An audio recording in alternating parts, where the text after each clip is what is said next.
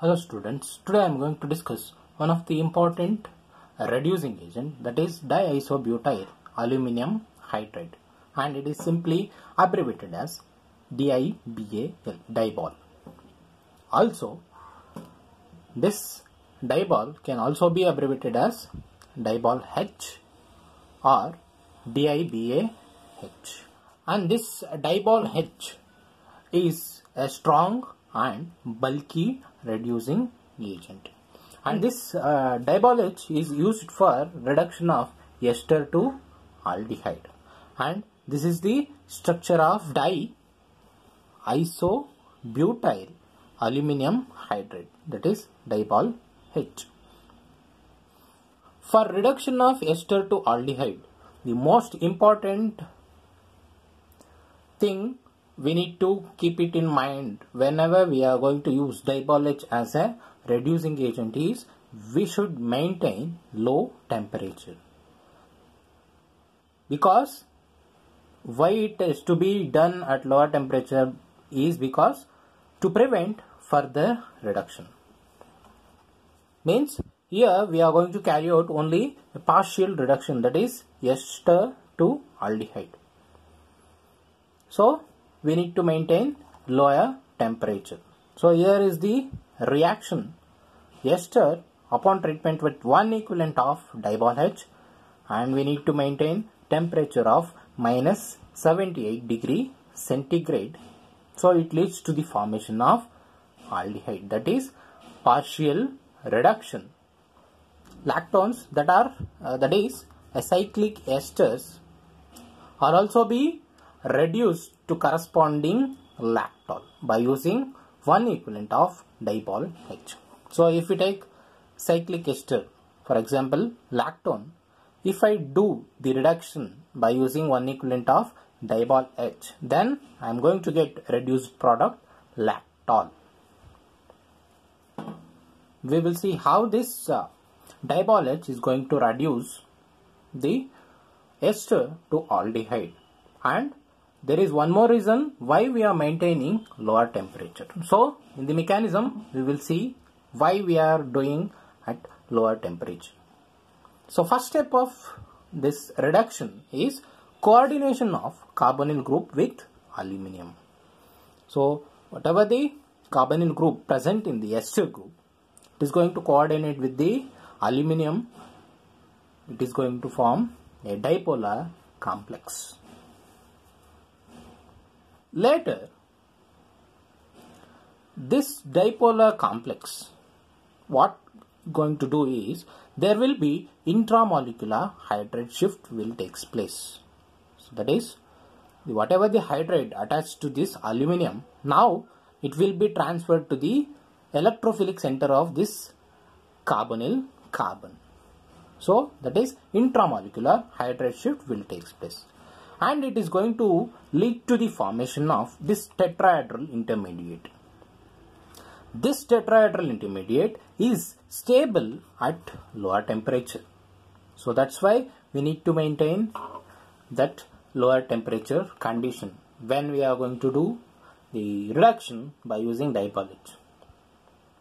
So one is to prevent further reduction, and one more important reason is why we need to maintain lower temperature is this, whatever the tetrahedral intermediate, this is stable only at lower temperature.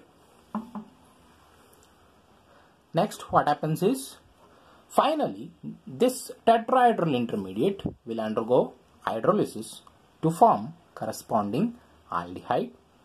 Important thing in examination point of view is regarding Dibal H is you should check for whether they are given one equivalent of Dibal H and whether they are mentioned minus 78 degrees centigrade.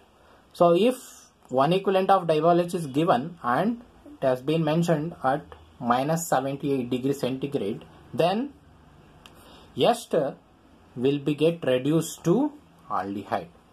If that reaction condition is not mentioned, then if it is mentioned 2 equivalent of Dibal H, then the product will be alcohol, not aldehyde. Aldehyde, when you are going to get, is when you are going to use one equivalent of diol H at lower temperature, that is minus 78 degree centigrade. If it is not mentioned, means the product, reduced product will be not aldehyde, it will be alcohol. So this is very important point regarding diol H. So this is regarding the one of the most wide application of diol H, that is for the reduction of ester to aldehyde. Diol H will also be used to do partial reduction of nitrile to imines, and this imine is not stable, so then it undergoes hydrolysis to yield aldehyde. But diol H is going to do partial reduction of nitrile to imine, not aldehyde, but we are going to get aldehyde, but it is not due to diol H, it is due to hydrolysis of imine.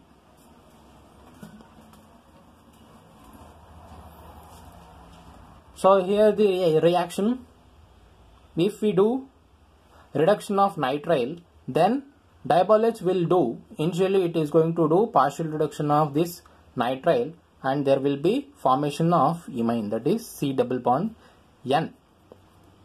So this is the actual reduction done by diol H. Further, this imine will undergo hydrolysis, leads to the formation of aldehyde. And if you look at the mechanism, here first step will be coordination of the nitrile nitrogen to aluminum, and it leads to the formation of dipolar complex. Then intramolecular hydride shift will takes place. So this hydride will be shifted to this electrophilic carbon, and there will be shift of this pi electron to the nitrogen, and leads to the formation of a neutral imine complex. This neutral imine will undergo hydrolysis, leads to the formation of aldehyde.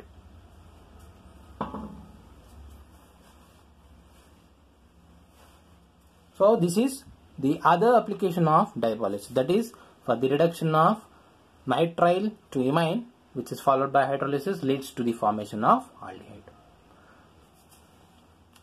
So one more application is epoxy alcohol to 1,2-diol.